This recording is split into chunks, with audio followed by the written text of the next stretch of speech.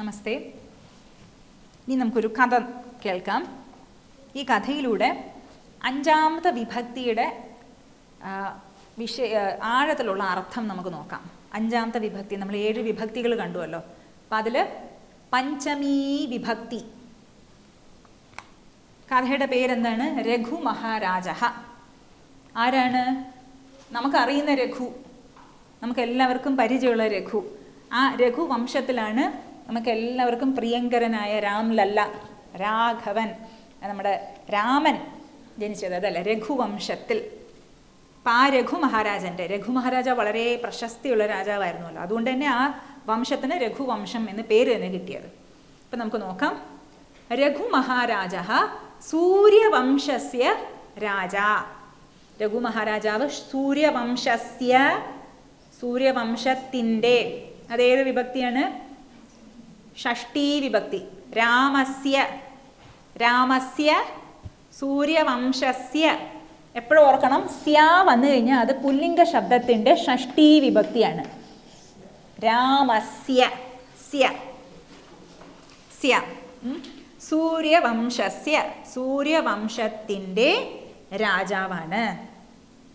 സഹ എന്ന് പറയുമ്പോൾ അവൻ. ആരാണ്? രഘു മഹാരാജാവ്. സഹ എന്ന് പറയുമ്പോൾ ഒരു സർവനാമം. രഘു എന്ന് പറയുമ്പോൾ സാമാന്യ നാമമാണ്. സാമാന്യ നാമം രഘുവിന് മാത്രമേ ഉള്ളൂ. സഹ, അവൻ എല്ലാവർക്കും പറയാലോ അല്ലേ? അവൻ, അവള്, ഇത്, അത് എല്ലാം എല്ലാവർക്കും ഉള്ള പേരുകളാണ്. പക്ഷെ രഘു എന്നുള്ളത് എല്ലാവർക്കും ഉണ്ടാവില്ലല്ലോ. അതുകൊണ്ട് ഇങ്ങനത്തെ ഉള്ള പേരുകൾ സാമാന്യ നാമം എന്ന് പറയുന്നു. സഹ പോലെയുള്ള ശബ്ദങ്ങൾ സർവനാമം എന്ന് നമ്മൾ പറയും. സഹ രഘുഹു അതീവ ധർമ്മിഷ്ഠ, വളരെയധികം ധർമ്മിഷ്ഠനാണ്. പിന്നീടോ പരാക്രമീ രാജ, പരാക്രമിയായ രാജാവ്. ആസീത് ആയിരുന്നു. അസ്തി എന്ന പദം നമ്മൾ കണ്ടിട്ടുണ്ട്, ക്രിയാപദം. ഉണ്ട്, ആണ് എന്നുള്ള ക്രിയാപദം, അതിൻ്റെ ഭൂതകാല രൂപമാണ് ആസീത്. ആസീത്, ഉണ്ടായിരുന്നു. സഹ സമ്യക് പ്രജാപാലനം കൃതവാൻ. സഹ ആ രാജാവ്, രഘു അവൻ, സമ്യക് നല്ലവണ്ണം രീതിയിൽ, സമ്യക്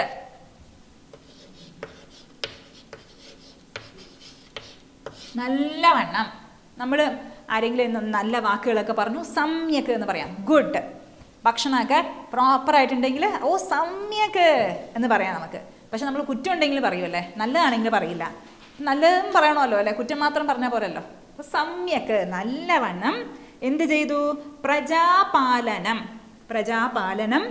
കൃതവാൻ. ഈ ശബ്ദം നമ്മൾ ഈ കൃതവാൻ എന്നുള്ള ഇങ്ങനത്തെ രൂപം നമ്മൾ ഇതിനു മുൻപ് കണ്ടു. എന്നാലും ഒന്നുകൂടി പറയാം. കൃതവാൻ ചെയ്തിരുന്നു, അതും ഭൂതകാല ഒരു ക്രിയാപദ രൂപമാണ്. ഓർത്തു വെച്ചോളൂ, വാൻ എന്ന് വരികയാണെങ്കിൽ അത് പൊതുവെ ഭൂതകാല ക്രിയാരൂപമാണ്. വാൻ. കൃതവാൻ ചെയ്തിരുന്നു. എന്ത് ചെയ്തിരുന്നു? പ്രജാപാലനം ചെയ്തിരുന്നു. എങ്ങനെ ചെയ്തിരുന്നു? നല്ലവണ്ണം, സമ്യക്. കഥാചിത് രഘുമഹാരാജ യാഗം കൃതവാൻ. കഥാചിത് ഒരിക്കൽ, കഥാചിത് എന്ന് പറയുമ്പോൾ ഒരിക്കൽ, രഘുമഹാരാജ കൃതവാൻ ചെയ്തു. എന്ത് ചെയ്തു? യാഗം കൃതവാൻ, യാഗം ചെയ്തു. യാഗസ്യ അന്തെ സഹ സ്വസ്യ സർവസ്വം അപി യാഗവിധേഹ അനുസാരം ദാതും ഉദ്യുക്തഃ.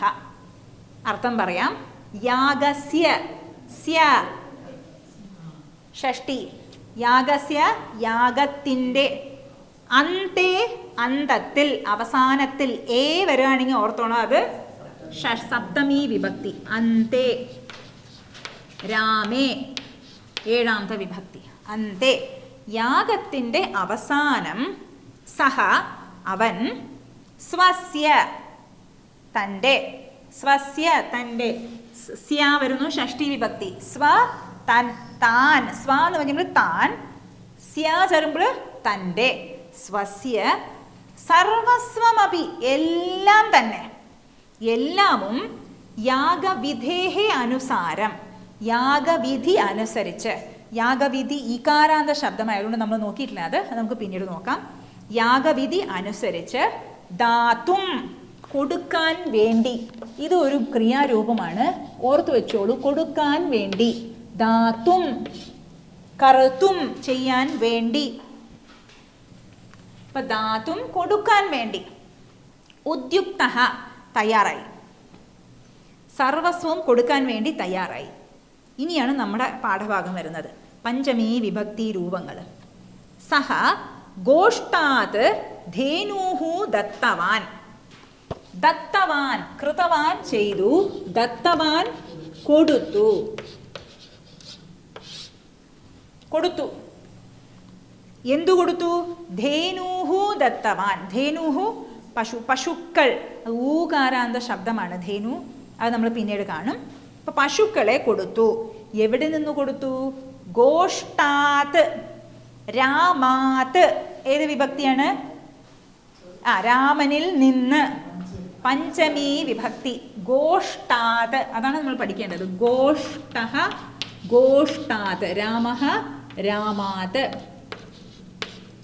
ഗോഷ്ടഃ എന്താണ്? തൊഴുത്ത്. പശു തൊഴുത്താണല്ലോ. അപ്പൊ പശു തൊഴുത്തിൽ നിന്നും, പശുക്കൾ പിന്നെ അല്ലാതെ എവിടെ നിന്നാ കൊടുക്കുക അല്ലേ? പശു തൊഴുത്തിൽ നിന്നും പശുക്കളെ കൊടുത്തു. ദത്തവാൻ. ഇനി വേറെന്താണ്? ധാന്യാനി ദത്തവാൻ. ധാന്യങ്ങൾ കൊടുത്തു. ധാന്യാനി. വിമാനം, വിമാനേ, വിമാനാനി. ഇപ്പൊ വിമാനാനി ബഹുവചനമാണ്, നപുംസകലിംഗ ശബ്ദം. ധാന്യം, ധാന്യാനി. ധാന്യങ്ങളെ കൊടുത്തു. ധാന്യങ്ങൾ എവിടെ നിന്നാണ് കൊടുത്തത്? ധാന്യശാലയിൽ നിന്നും. ധാന്യശാല, അന്നശാല ഉണ്ടാവുമല്ലോ, അതുപോലെ ധാന്യശാല. ധാന്യശാല ആകാരാന്ത സ്ത്രീലിംഗ ശബ്ദം. ആകാരാന്ത സ്ത്രീലിംഗ ശബ്ദത്തിന്റെ രൂപം നമ്മൾ കണ്ടിട്ടുണ്ട്. അതിന്റെ പഞ്ചമി വിഭക്തി എങ്ങനെ വരും? ധാന്യശാലായാഹ.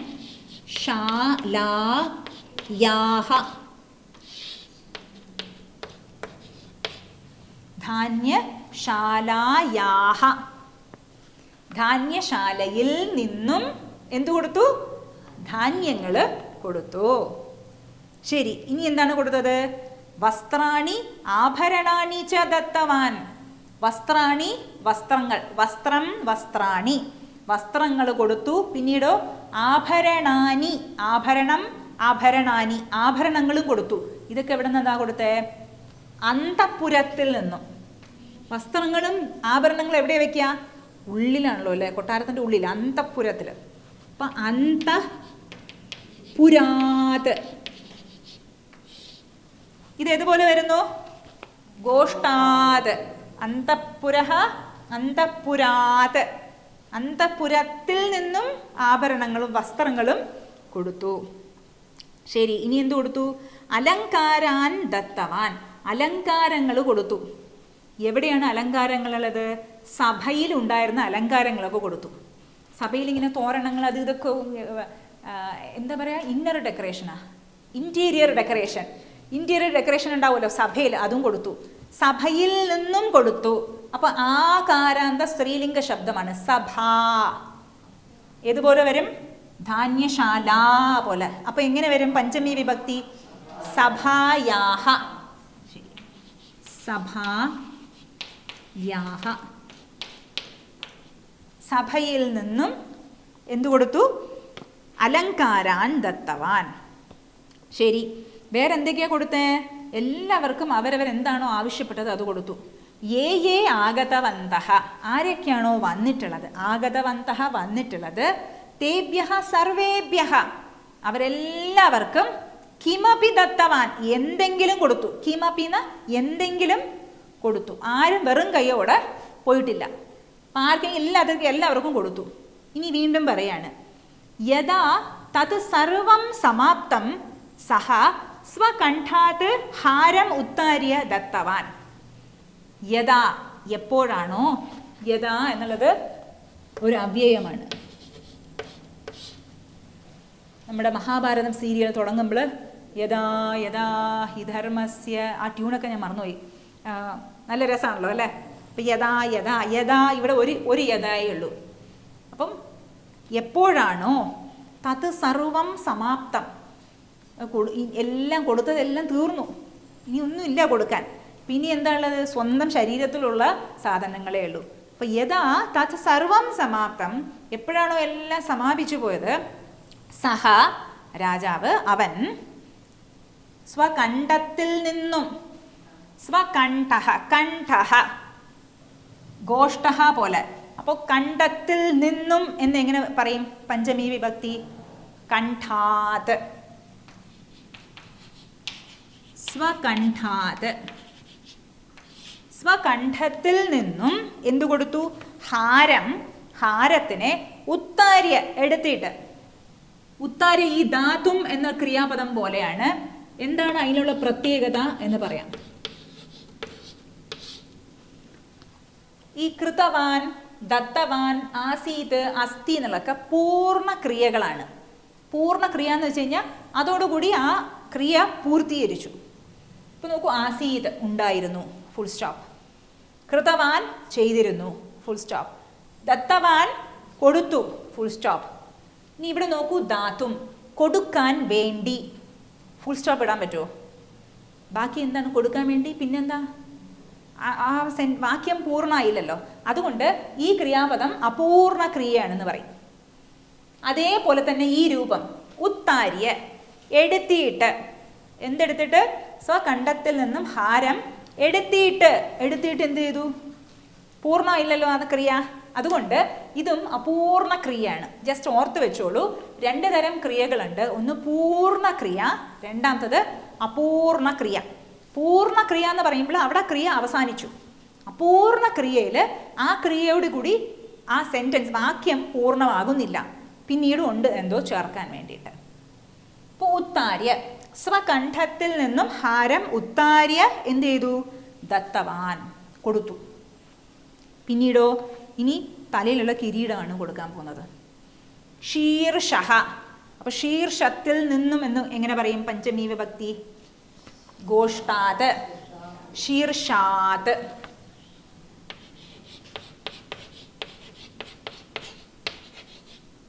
ശീർഷാത് എന്തു കൊടുത്തു? കിരീടം ദത്തവാൻ. ശീർഷസിൽ തലയിൽ നിന്നും എന്തു കൊടുത്തു? കിരീടം ദത്തവാൻ. രാജാവിൻ്റെ ഒരു ഉദാര മനസ്കത അല്ലേ. വെറുതെ അല്ല ഭഗവാൻ, സാക്ഷാത് ഭഗവാൻ ആ വംശത്തിൽ അവതരിച്ചത്. പക്ഷെ നമുക്ക് ചിലപ്പോൾ വായിച്ച് ഇതൊക്കെ അയ്യോ ഭയങ്കര ബുദ്ധിമുട്ടായിട്ടുണ്ടല്ലോ ഇത് കാണാൻ. അപ്പം നമുക്കൊരു ബ്രേക്ക് വേണ്ടേ. അതുകൊണ്ട് അടുത്ത ക്ലാസ്സിൽ കാണാം.